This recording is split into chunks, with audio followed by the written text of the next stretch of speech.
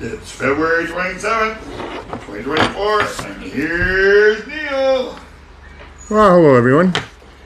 Thanks for joining me. This is the THC show where we talk about cannabis, THC, and truth, hope, and change. Truth, hope, and change is what we're really looking for. You know, change would be good. On the show today, we'll have 8 out of 10 Glenn from canamatch.ca. As always, we'll visit the CSP Healing Wave RV briefly and do a regular thing with the 420 session and talking about what's going on in the world. And you know what's going on in the world? I have some really great news. Here in Vancouver, apparently the whole prohibition of drugs is coming to an end.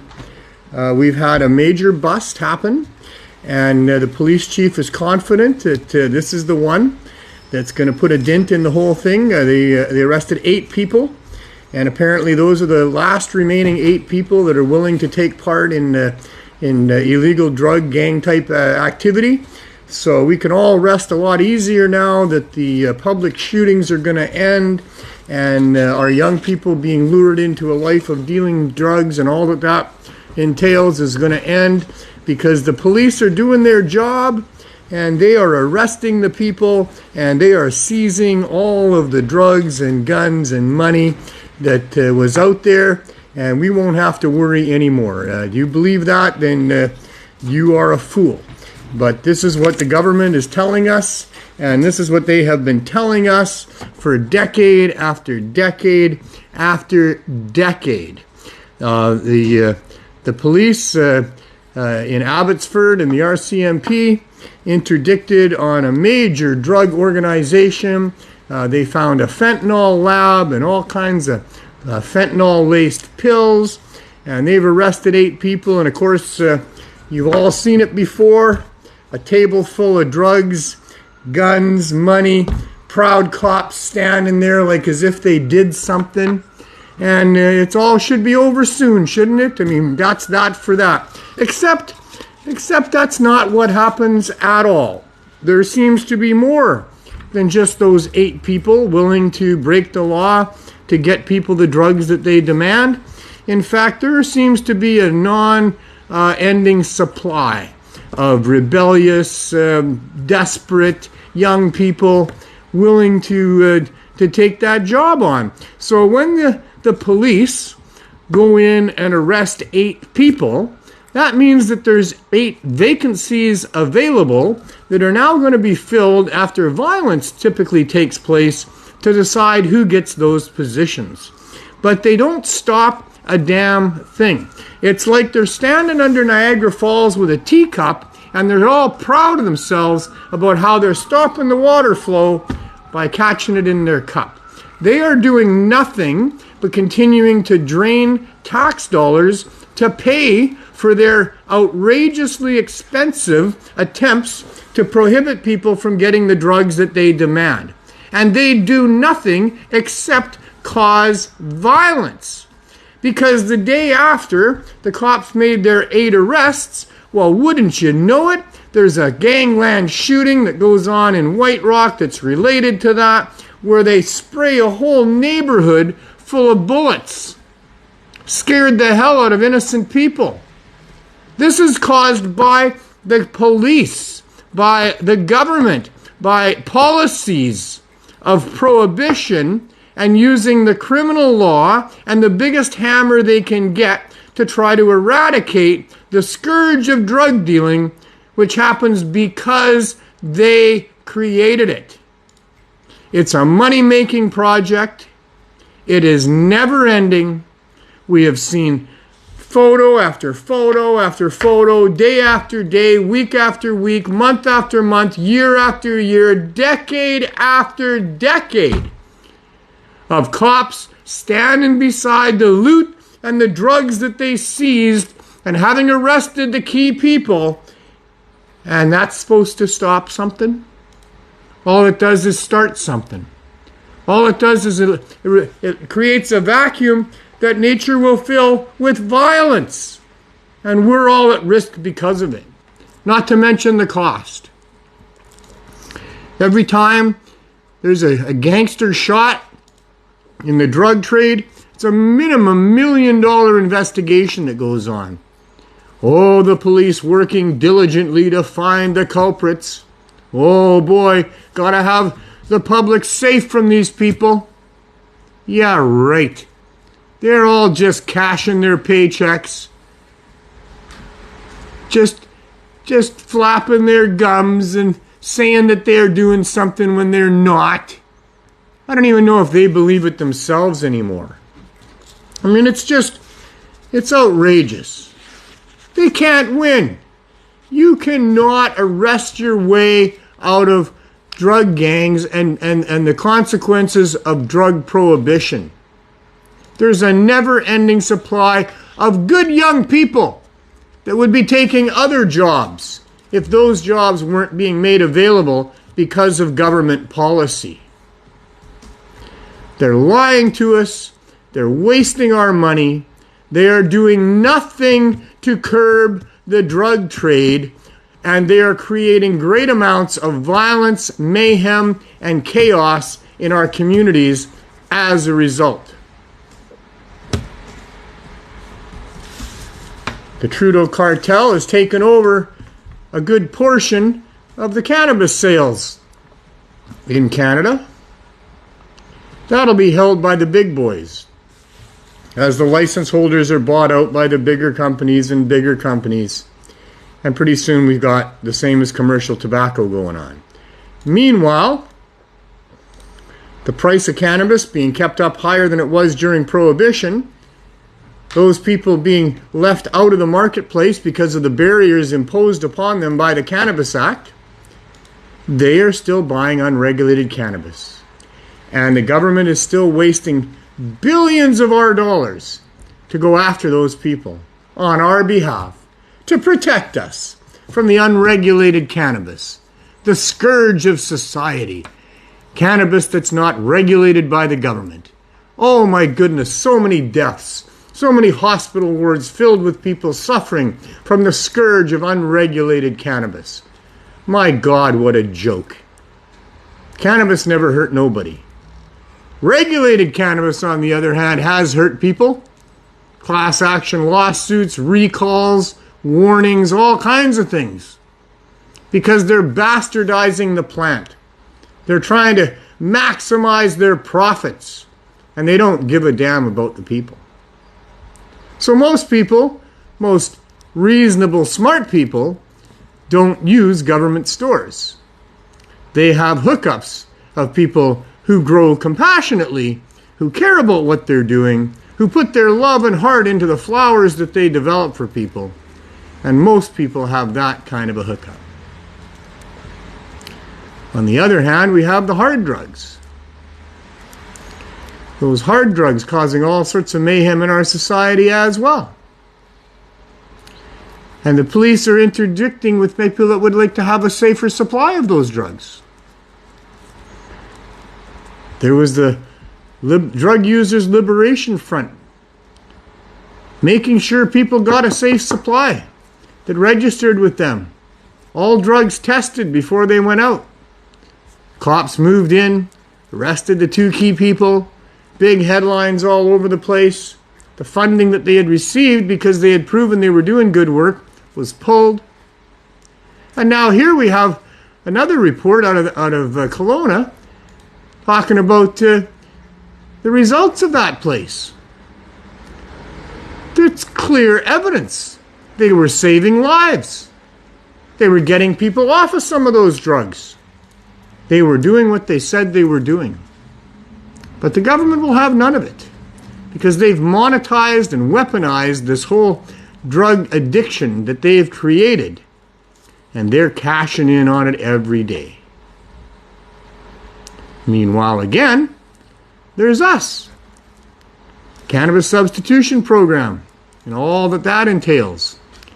We have 8 different chapters now working out there in Canada. People providing cannabis at low barrier to the people that can't afford it the most and need it the most. And they're taking us to court. 2 years ago, this coming March, the cannabis substitution program in Vancouver was descended upon by the VPD. Charges were laid against myself and two of my colleagues, and we have been marching towards our court date ever since. Finally, we have them. Hopefully it works. March 26th, 27th, and 28th. We'll be in court for preliminary hearings where the Crown gets to prove to the judge that they have a good case against myself for selling cannabis without a license. I guess we kind of hope that they prove their case and it moves on to the main hearing where we get to show our evidence about why that was the right thing to do and continues to be. I'm looking forward to it. I don't think they have a case against me. I think we have a great case against them. And we're going to expose what the government's doing on this file. We're going to expose that they're willing to spend upwards of $1 million to try to stop the cannabis substitution program from succeeding, and to try to punish me for daring to break the law and saving people's lives when the authorities told me not to. We're going to expose the medical value of cannabis in that court case. We're going to show how it helps people, not just in being able to assist people through withdrawal with the edibles of much higher doses than are available through government stores, but that it targets the underlying drivers of addiction. It deals with people's depression. It helps people with their pain. It helps people sleep. So now there's a new study where British investigators looked into it, and I think there was 40,000 people involved in the study, and showed that the vast majority of them got sustained, improved sleep using cannabis. You might not think that means very much. But insomnia is one of the biggest problems we have in society. 1 in 3 people can't sleep properly. 1 in 3 people suffer from missing work, depression, anxiety, delusions, overall general fatigue, not being able to properly deal with their children and their family and the workplace, because sleep is super important. You have to get it. And for those that have trouble, cannabis can be an answer. And it has been for so many people over the course of time. And the government ignores that. Even if that was the only benefit of cannabis, was that it helped people get a better night's sleep that need it.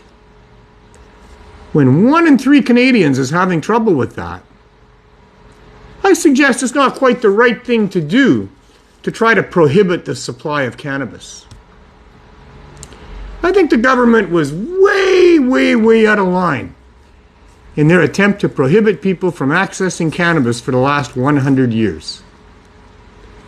Turns out it doesn't cause any of the violence and the problems that reefer madness said happened. And that seems to be the basis of the prohibition here in Canada, was following in line based on the fears of reefer madness.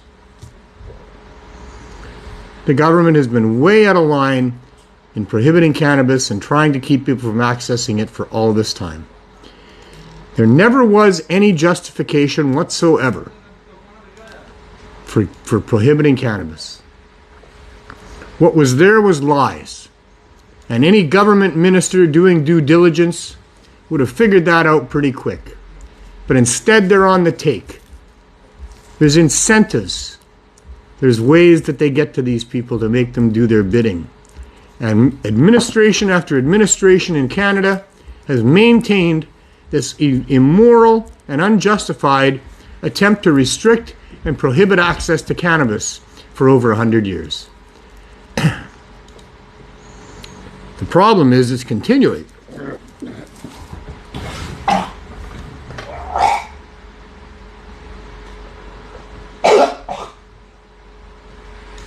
Okay. Sorry about that. The other thing that's continuing is my struggles with this thing in my throat that has been causing me all kinds of trouble for the last year or so.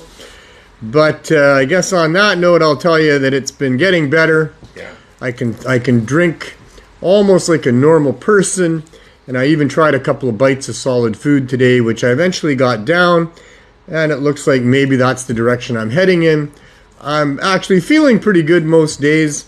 Although after my nap before the show today, I woke up feeling not great, and I do have trouble sustaining 20 minutes of monologue without having to clear my mouth. But in any case, that's all I want to say about that. So the bottom line to all this is that they have been lying to us, using our precious tax resources and ruining Canadian lives for over 100 years, and it is continuing on unabated, with more arrests of gang people and more shootings in the streets, and us having to go to court on this to prove that we're not hurting anybody and that the government is negligent in not supporting what is clearly the best harm reduction initiative that's happened since this public health emergency 8 years ago. I don't know how much more we have to do. I really don't think we have to do anything more. Our lawyers got plenty of evidence to hit the ground running and prove our case beyond any shadow of a doubt. The government doesn't have anything anyway. They have no victims. They have not been able to show in any of their disclosure that we've harmed anybody in any way, shape, or form. We have dispensed tens of millions of milligrams of high-dose edibles day after day here for over 7 years. The CSP ran for 3.5 years giving it away. Just high-dose edibles and a couple of joints to a couple hundred people that would line up twice a week. We were so successful at doing that the city passed a motion based on our work to support us 100%. But then they welched on that. They went the other way on that. I guess my clock didn't go off at 4:19. My watch is though. Well, I have a producer. So it is 4:19. No alarm to let you know that, but I'm telling you that. We don't have too much more time, so I'll just wrap it up there. This BS needs to stop. The governments need to be exposed for what they've done for 100 years and continue to do. They definitely need to embrace low barrier access to cannabis marketplace, but for consumers and the suppliers. And you can help make it happen. We can help make it happen through the courts, but we have to be on it because they're powerful forces, well leveraged, and very dedicated to try to take over this market that is so lucrative if they can make it stick. So we can't let it stick. We have to just continue to bash against it and continue to do whatever it is that we each can do as individuals and we can all do as in the groups that we're in to stop them once and for all. Hope we can do it. I look forward to you being part of the team. And that brings us to 420, of course. A little bit of leverage on or levity, at least on our side here. A little bit of, somewhat less serious note. I try to have as much fun as I can, and it's really hard to have fun with prohibition. But that's why you get 420 at least once a day, to have a couple puffs of the magic herb. And I do that with Glenn Wells. Sir Wells, got your... Sir Magnuson, how are you? Got your hockey gear all on there. You're decked out for the game tonight. Yeah, you're wearing your scarf too, so yeah. Yeah, well, we're still in first place. See Mr. Crosby. Yeah, the Pittsburgh Penguins tonight. We got a large part of their old management team here. I know. And some of their ex-players. And so it should be a good game. Should be a very good game. Yeah. And like I say, we are still in first place, but boy, we are in a dead heat with the Rangers. Oh, really? With Boston. Oh, really? Rangers will come up now? And with the Florida Panthers. Wow. They're all as close to being tied as you can. The Canucks have played one more game than a couple of those, and they're 1 point behind. But Yeah, we got 83 points now, right? 82. 82? I thought we had 83. Well, it said 82 this morning. All right, okay. But we're still having a great year and loving every moment of it. Today, I go right off on the Canucks. We used the 420 session to go right to the Canucks. That's good. Well, I'm kind of wearing a shirt today, too, yeah. Sports, it is disgusting, but it is all about gambling now. Yeah. You cannot escape. If you're watching any professional sports, you certainly cannot escape the influence that gambling is having all over it. I guess I should have a puff. You might want to have a puff. You got But before I do that, I want to just state that this morning, the gambling odds by the main gambling outlet showed the Vancouver Canucks having the best odds of winning the Stanley Cup of all other NHL teams. Yeah. I don't believe it for a minute. I'll believe it if I see it, but I've been fooled too many times. But there we are. Those that say they know think the Vancouver Canucks have the best chance of winning the Cup. And even tonight on the odds on the game, they've got Pittsburgh as the higher odds to lose. If you win, they'll pay you 2.3% more or something like that. Where they've got Vancouver at 1.60, right? So, and on the one hand, Vancouver's at the top of the standings, so they got more points than Pittsburgh, who's on the outside looking in right now. They're 3 points behind the Lightning for that last spot, if you take into account the less games played. And I do, and I give them credit for 1 point for every less game that they've played. And based on that, they're still on the outside looking in. But they're on the outside looking in, 3 points behind. They're desperate. They got a lot to play for. Yeah.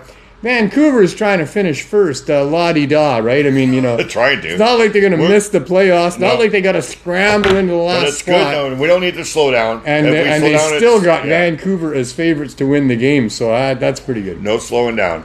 No, because we know what happens when they slow down. You know what I got in here? Resin. No, I got diamond in terp sauce. Yes. Diamonds in terp sauce. Yeah. And honey oil. And some Khalifa mint flour. Oh, I don't know what that is. What's Khalifa mint? You mean like a cannabis strain? Yeah, Okay. it's a flour. Oh, that's a name. Yeah. Okay, gotcha. Okay. Oh, and some black cherry chemo as well. I know where you got that strains. from. Both of those came from the same source. Oh, really? Hey, I guess you forgot that she was going to send me some too. That's all right. Don't worry about it. It's been a few months since she said that she would do that. So.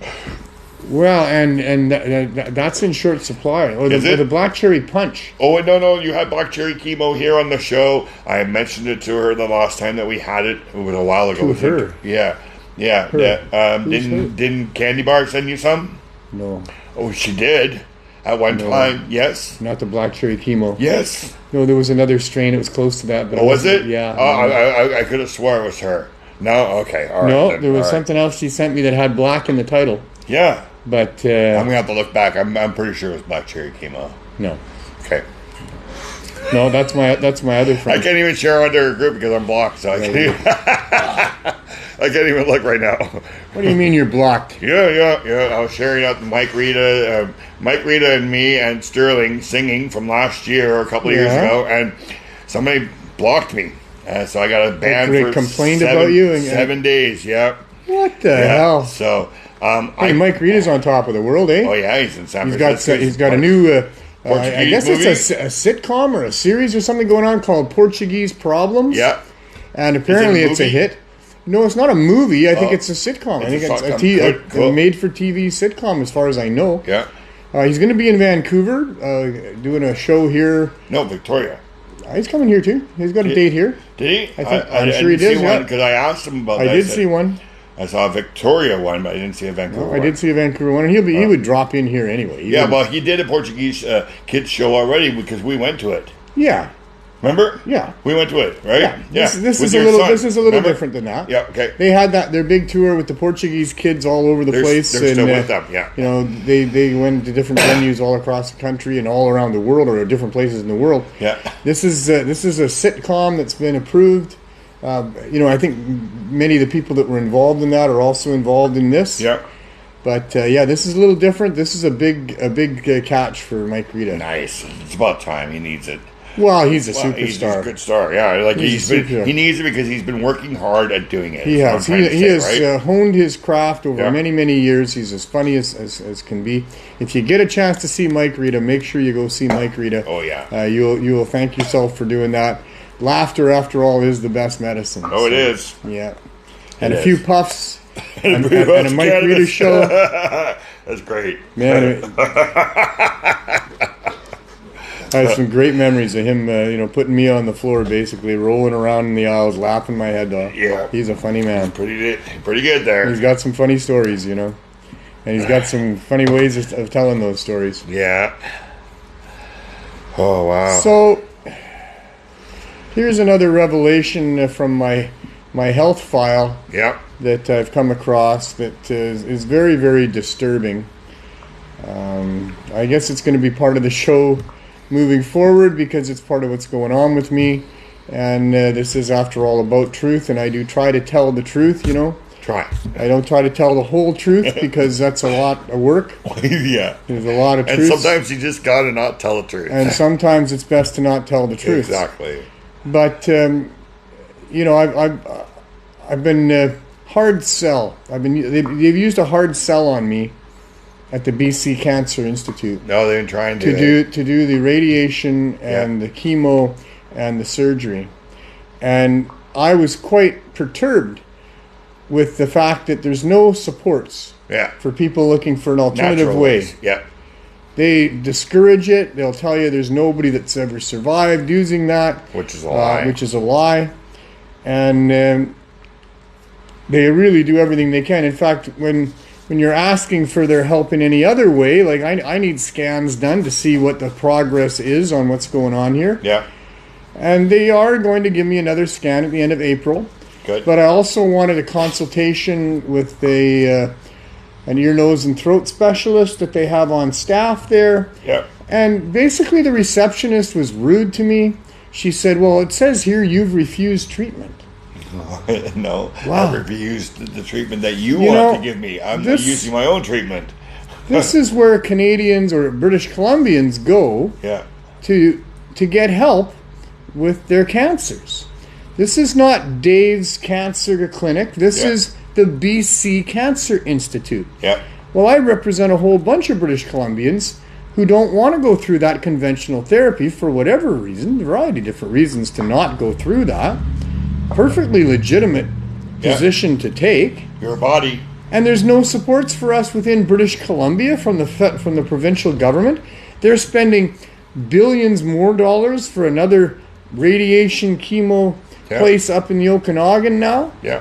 And they're hell-bent on continuing this particular type of treatment. Because that's where Big Pharma's going to make all the good money, right? And that's what brings me to why I'm bringing this up.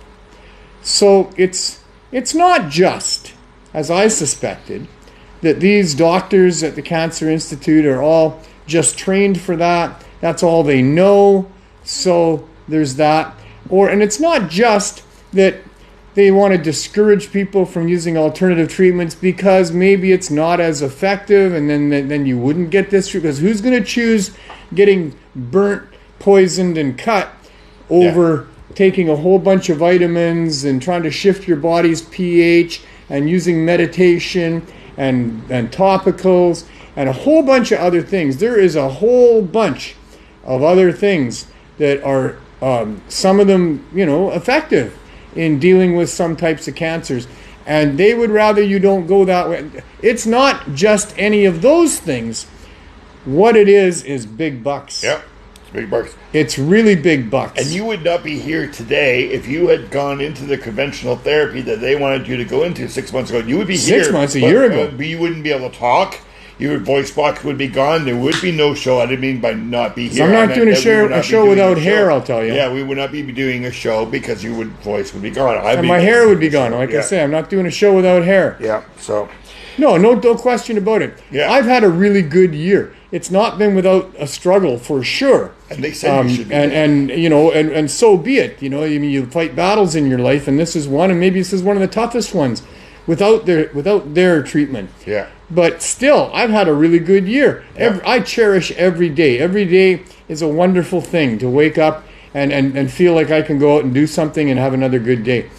But the big financial side of this, in the United States, all of the doctors that get their patients to take chemo get 6% Oh, wow. cut What about Canada? on the cost. In Canada, it's hidden. It's hidden. They all get to be on pharmaceutical advisory boards Yeah. where they get paid, but they don't have to show up. But there's big financial rewards for these doctors to be getting the patients to go through chemo. Wow. Chemotherapy is extremely expensive It is. because of the chemical that's supplied by the And pharmaceutical not all of companies. it's covered by the government either. You have to pay out of pocket for some Lots of people medications have that to they pay. that they have it. And even if lots of people are getting government covered, that just means taxpayers are paying. That's still coming out of us. That's still basically $100,000 per patient going to the pockets of the pharmaceutical companies for their chemo drugs. And the doctors are getting a cut of that and benefiting financially from that, as opposed to just about any other healthcare practitioner that's out there, including in the States. And we all know that the pharmaceutical companies will harm people just because they know that the profits are going to be more than them paying out in suits and stuff like that, in cases, and liable cases. So they'll go ahead and try to give us some cancer stuff that might hurt and eventually give us cancer so that they can make more money on us at the end of our lives when we've got cancer, right? They basically don't care. It's like all they care about is pumping you some chemo drugs into you so they can make money. They want it sick. If we're Sure. sick, they're making money. If They we're need healthy, cancer they're not making patients money. to sell the chemo drugs, for one thing. Yeah. I mean, I'm not sure you can trust their diagnosis. It's fucked up. We know that cannabis can get rid of cancer for you. It can help prevent it, and it also has not, because I've known some people who've had brain cancer that cannabis has not been able to help. But I know stomach There's cancer. the gliomas, brain tumors. The cannabis has been extremely effective, and some epilepsies, cannabis has been extremely effective. Seizures, But you can't even trust their diagnosis. Our friend Bruce here. He was feeling really down. He had like a flu sort of thing going on for quite a while.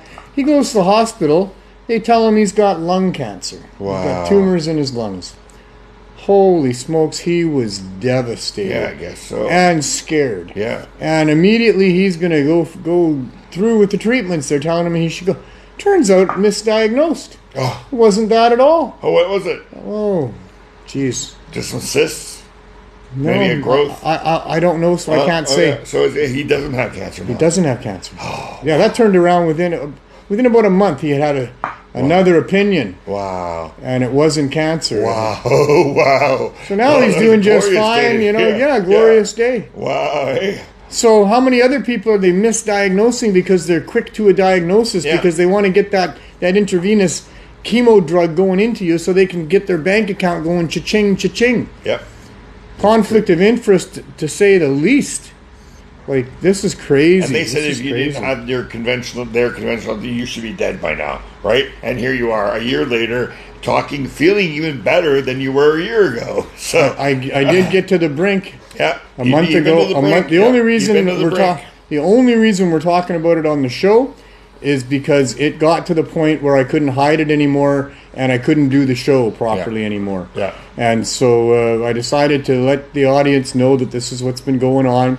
And so since then, and now a month later, I can drink quite well. And that was the issue back there, was my throat had pretty much closed up and not allowing hardly any even liquid down. I haven't had solid food in a year and a half, except for today.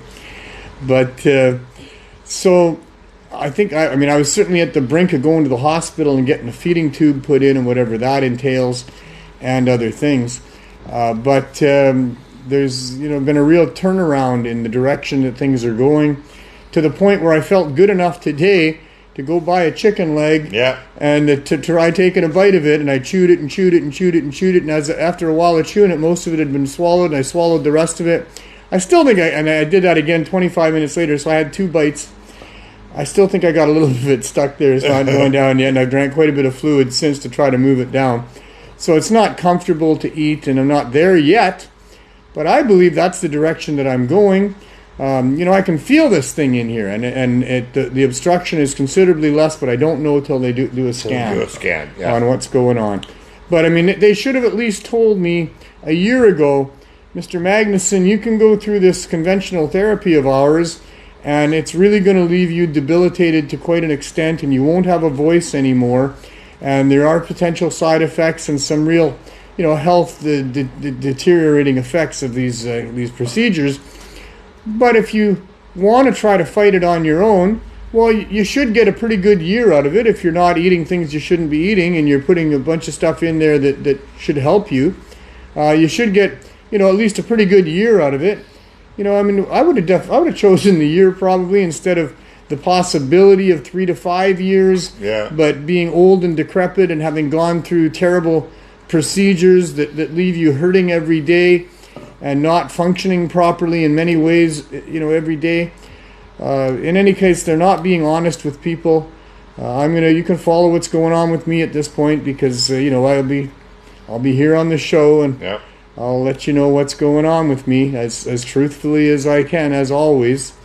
Sometimes to a fault. yeah, been there too. I've continued to smoke weed through all of this past year. And do dabs.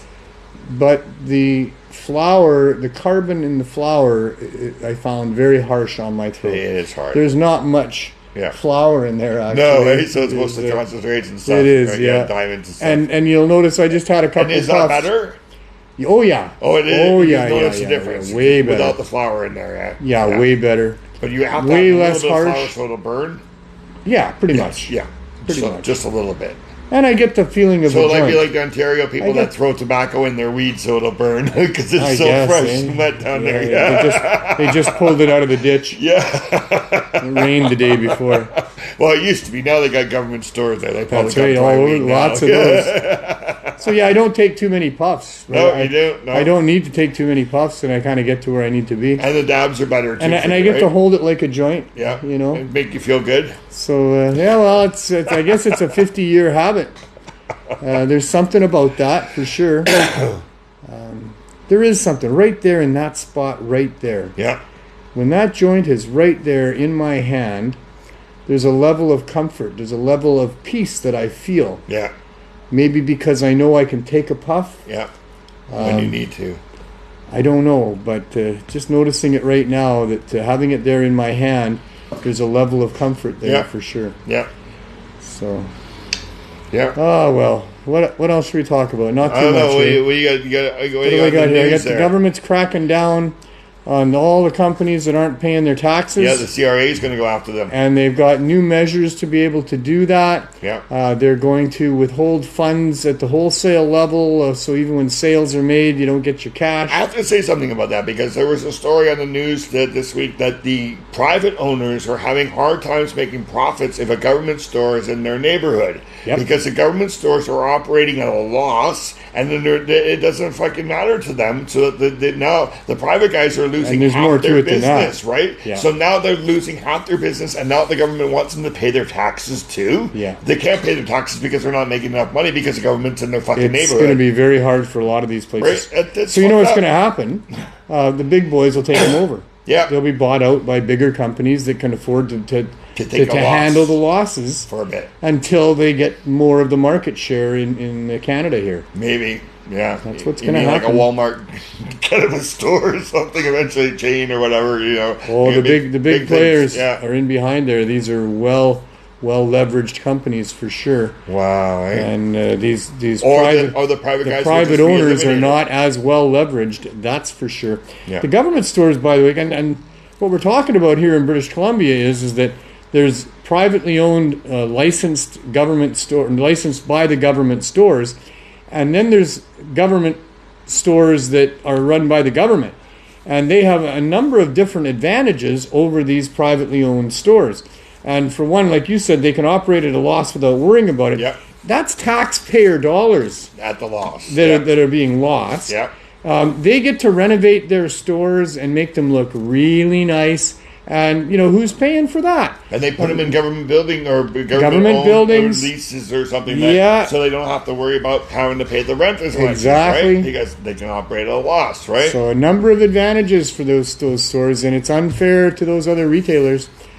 So, that's not my fight, but that's a fight that's being taken up Also, along with us being in court, before that, Dana Larson has got a hearing on March the 5th. Yeah. Coming up. And if you've had positive results from the use of psychedelics in your pursuit of living without chronic pain or depression or those sorts of things, here's an opportunity to write a letter that Dana can use to help in his fight to have those things available to people in a reasonable way, which is what's going on with that. Cannabis Culture won their Board of Variance hearing. Yep. Despite a couple very notable letters of objection. Yep. That I'll just leave at that for now. You can DM me if you want to find out who was behind a couple of letters of dissension opposing Jeremiah and Jody from getting a license that would save their lounge. But anyway, there was 800 letters of support. 800 plus Way letters to go. of support. You guys did that. And there was only just those 2 other letters from the public. And there was 2 from the... And there was 2 from other licensed retailers that didn't want the competition. But that's a very interesting thing that I'm not willing to talk about publicly just yet. But the good news is that they won their battle to be able to sell government pot. Yeah. Which is, has a double-edged sword to it for sure. Or maybe have, access to at this point. Well, that's houses. what they're going to have to be complying with. Yeah. But of course, they'll lead the good fight in trying to expand does it apply things. to the lounge? That the lounge can only have what they sell there, or can people bring in their own pot? Or you could bring in your own stuff. Good. So we can still do that. And there's no government-sanctioned lounges yet, and there's a couple in Coquitlam that are fighting for that right. Yeah. Along with, I would imagine, But I know Jeremiah the and Jody. government's considering outdoor cannabis areas. Yeah, they're going to allow for some outdoor ones for some consumption of cannabis outdoors. It's because of WorkSafe. WorkSafe says that employees cannot work in somewhere where it's smoky, right? So that's why they want to do the outside ones, so that employees and in the case aren't of, exposed to smoke. And in the case of cigarettes, it's because there's potential for cancers. Yeah. In the case of cannabis, there's cancer-curing smoke going on there. No, we can't have that. But they're concerned about people getting high. Yeah. And so what? Lots of people work high. On medications, on some people that do smoke cannabis. Does WorkSafe Canada have a clue? No. About how many people out there are using cannabis and working quite successfully with it? They don't. They only go by what the government tells them. And they have strict protocols for punishing people, denying claims, and all the rest of it if there's cannabis in a person's system, where... and here's an example. I worked in construction for a long time, and you might think I'm kidding, but I'm not kidding. Those big crane operators, they work in tandem. There's a person on the ground that loads, and there's a person in the crane up top. And, I know personally of situations where if the guy on the ground wasn't convinced that the guy up in the crane had enough weed with him for the day, he'd make sure he had it. Yeah. Because contrary to Cheech and Chong stereotypes, people in the professions, all kinds of different professions, they use cannabis as a focusing tool. It's not, smoke a joint and now you're retarded. No. And, you're going to fall asleep and you're going to miss what you're supposed to be doing. It's that you can really focus in if you use it properly. Now, outside of your normal use, you may well be impaired. But within that regular usage of a veteran user, my experience, and I can speak for a number of other people who have shared it with me as well, that it really helps you. When I was working in construction, it would definitely help me get my jobs done. Yeah. I could go out during the break or just before starting another little project, have a couple of puffs of the sacred magical herb, and arrange in my mind the sequence of events that was about to happen, and go and just happily get that job done in a much more efficient fashion than I would if I hadn't had those puffs. And you can test me on that. I was always hoping somebody would test my driving under cannabis or something I've like been that. wanting to test it, and I even push the limit. Sometimes if I'm driving home on my way to bed, it's that time of the night, I'll smoke a joint and listen to sleep music on my way home on the highway just to get myself prepared for by the time I get home. Right? Some people, and no trouble so far. No trouble so far. I'm still here today. I don't fall asleep at the wheel. Right? I wouldn't do it if I did, but I don't. But it does help me prepare for. And now we have the proof that it does help. And my doctor knows it helps too. I actually sent him that article today because he was so happy that I wasn't taking oxazepam anymore and using cannabis for sleep.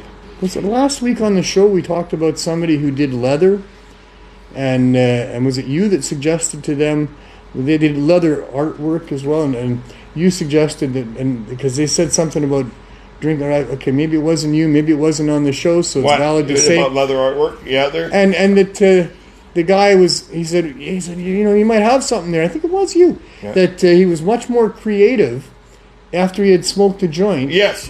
Than I was on Leather Lodge. And you suggested that he could have a show about leather and cannabis. Yeah, I want to go back and talk to him about it, actually. Yeah, and the reason I bring that up is because, if you have any doubts about whether or not cannabis can help you focus and can be used as a focusing tool, you need look no farther than the amazing art, music, and the arts. Ask artists, ask magicians. Yeah. If cannabis helps them get their work out. Some will say yes and some will say no because there's an opposite to everything. Of course. Right? There will be people that it's going to help and there's going to be people that won't help. But most people it helps. Yes, most people. Most artists like the effects of cannabis and feel that it helps them in their work, whatever artistic endeavor they're working in. And I think the arts can be also overlapped into the professions, because at the higher levels of doing, carpentry, electricity, plumbing, it's an art. It is an art form, and people are performing it as such.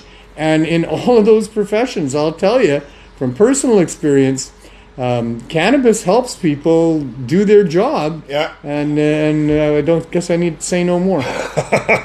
Maybe I should go back and talk to that guy, and we can smoke a couple of joints, make some stuff. And people would say, "Hey, you got to watch this show. They can smoke cannabis and do art, and it proves that it throws it in their face that and it's not a unique. You're not retarded after smoking pot. It's not a unique thing. No, it's not. No, but we need to show people that just so they know it, right? So and now you need to look no farther than. And I have a platform I can put them on. The plethora of aging rockers that are out there. Guys that, based on their drug use and notorious drug use, should not still be able to strum their guitars, strut the stage, and sing their stuff the way that they do. Yeah. They're still amazing performers, into their 80s. Incredible. So all of those myths have been long ago debunked. It's time to end the drug war.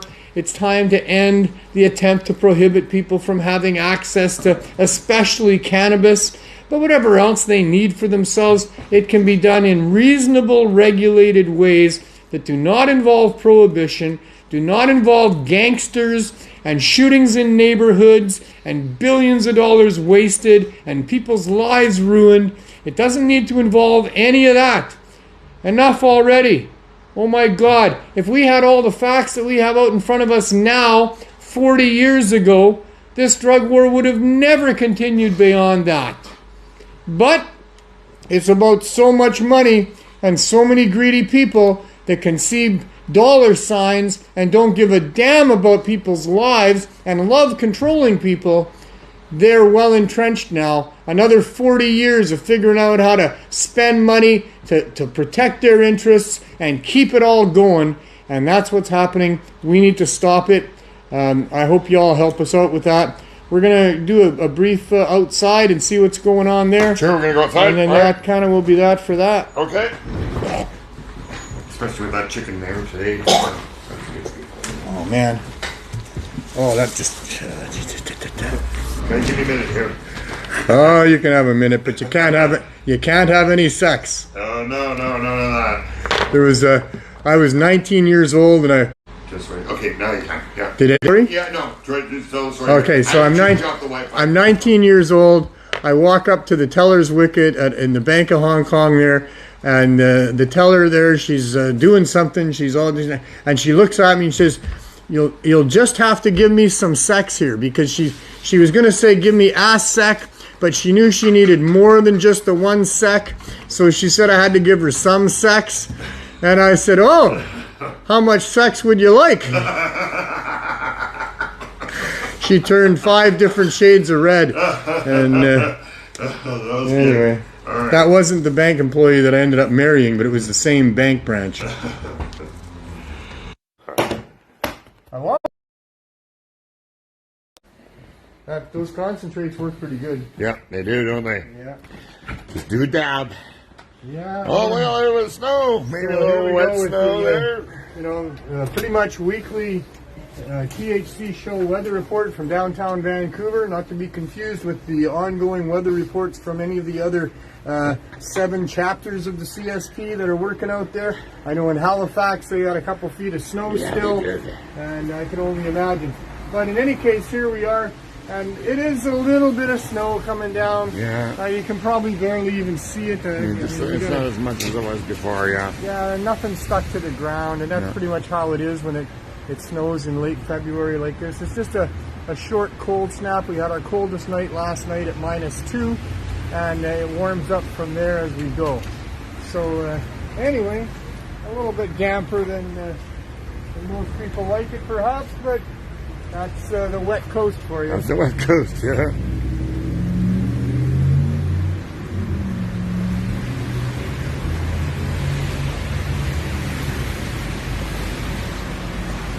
Thankfully, we're able to provide a little bit of shelter for people while they're dealing with us at the RV. We haven't had any more problems with the VPD. I know I posted a video of them telling me we couldn't have the tent there unless it was really raining hard, and his version of raining hard was certainly a lot different than mine. But that wasn't about that. That was about them, without coming out and saying so, wanting us to move away from the spot that we were in just a little ways down the block, because it was interfering with emergency vehicles that would need to stop there and had some issues with that in the weeks before, and with the sort of aging care type home that's there for the Asian people that wanted to be able to get into their handy darts. And with our RV there parked in front, they were mostly having to walk up to the lane and get in there. And no one had ever suggested that to me. Yeah. And as soon as the city engineers finally came, after a couple of weeks of harassment of tickets, and they towed me, and I can't have the tent up, and all this stuff. And it turns out all it was about was that. If they'd only said so in the beginning, but right away when they told me that's what it was, I said, I completely agree with you. And so they said we could park it up further up the block, and this is, where we started in the first place. And they don't even charge you anymore, right? They had no more incidents at all with any of them. In fact, what we did have was a parking person when George was concerned as to whether or not the parking had been paid on the RV as he was coming down. And he said, "Oh no, don't worry about the RV. You don't have to pay the parking on that. We've been told not to touch that." Oh, well, that's nice. And he also said that City of Vancouver likes harm reduction. Yeah. So that was good to hear. We're still paying the parking on it all day, every day, just to make the point. I think they should formally come and tell me that, and then that would be great, and I'd get some recognition. But instead, they talk in strange language of putting pressure on you until you move, without telling you the reason they want you to move, which would have made you move no problem in the first place if they'd have just told you.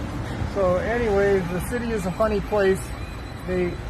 Nobody wants to take responsibility for acknowledging any type of support for what we're doing here. They're all afraid of the federal government, or whatever powers, I guess, Health Canada has, or whoever's behind all of this. I don't really know. But every government agency that I wrote emails to over these past several years that we've been doing this has never replied to me. I know. Rebecca Bly, the counselor, has replied to me on a couple of occasions when it really got serious for us, and she reached out. And she's the one that was the result of the motion being passed by City Council to support us in the first place. But then they had to see to City Hall or to Health Canada's judgment, and we've been waiting ever since for that, although we've got a notice of denial, and now we've got court dates, and we'll see what the courts say about all of that. But these government agencies do not want to have any type of a paper trail or electronic trail that would show that they acknowledged in any way that we're here and we're doing what we're doing. Yeah. It is really quite the exercise in exposing just how corrupt our whole system is.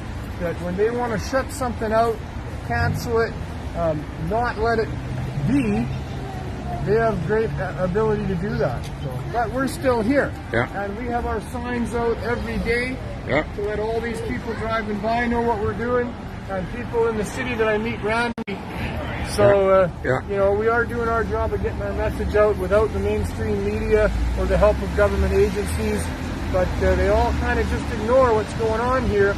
And this is big news, in my opinion. This should be told loud and clear all across the country that there's a way out of the hard drug addiction that works way better than anything the government's got with their substitute, you know, synthetic opioids to just replace the other opioids and blah, blah, blah. You're still an addict. With cannabis high-dose edibles, you can get through withdrawal, and you can use cannabis edibles or concentrates to deal with your stuff after that. So what are you saying to me? We got to go. I had almost hit the button to cancel. You told me I had 1 more minute. All right. No, I was saying 1 week of high dose edibles gets you off opioids. Yes. That's what that was the one for. Yeah.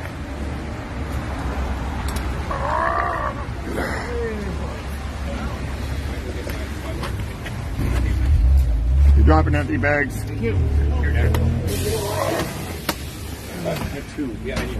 So, to further on that point, the high-dose edibles, I mean, it's not magic. It's not like you take one and then you're not addicted to drugs anymore. No.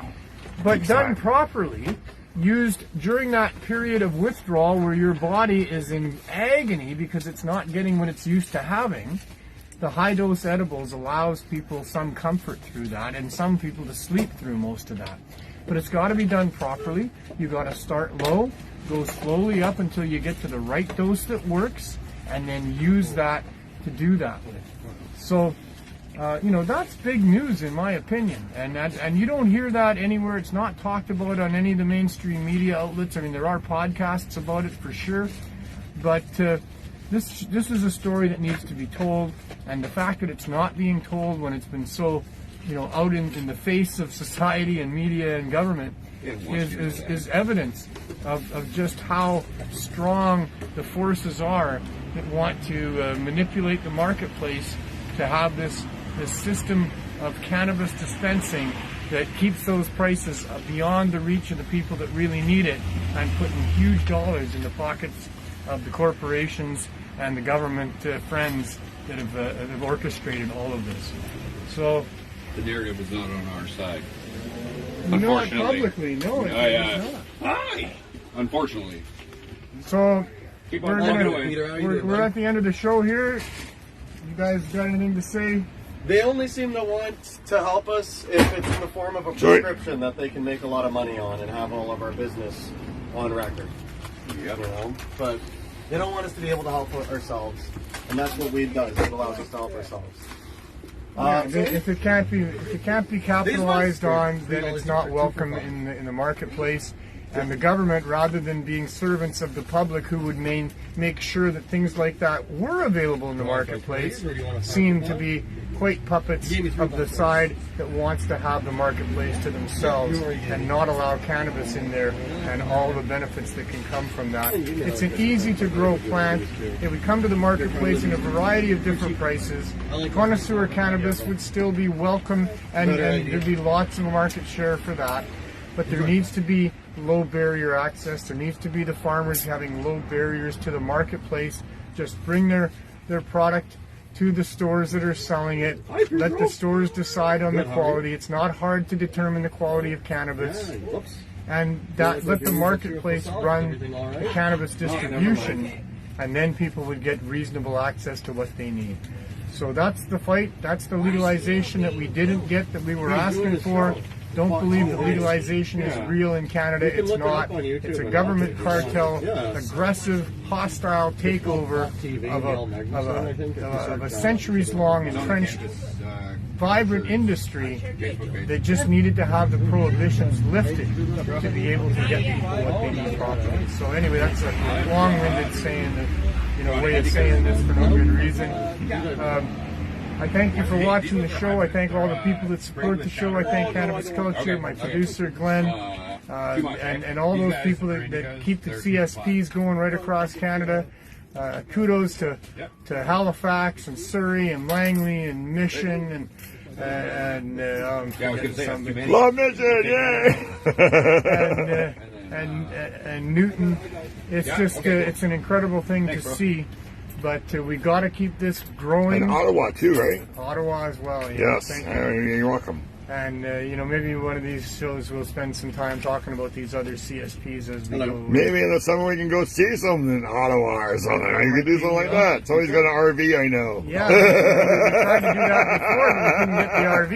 Yeah. Well, maybe, and I don't mean this one. Yeah, I know. But maybe we can manage it. We'll see. Yeah, we'll see how it goes. In any case, whatever you folks are all doing in your lives, I wish you all the success in the world. I hope that what you're doing benefits yourself and benefits other people around you. The real juice in living is to help other people, to help them when they're hurting, but to help them laugh in general, to help them just whatever.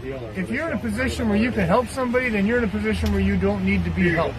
And that's a blessed place to be. So consider yourself blessed, have an attitude of gratitude. Do what you can for helping us, as always. And most important, just have as much fun as you can. We'll see you next week.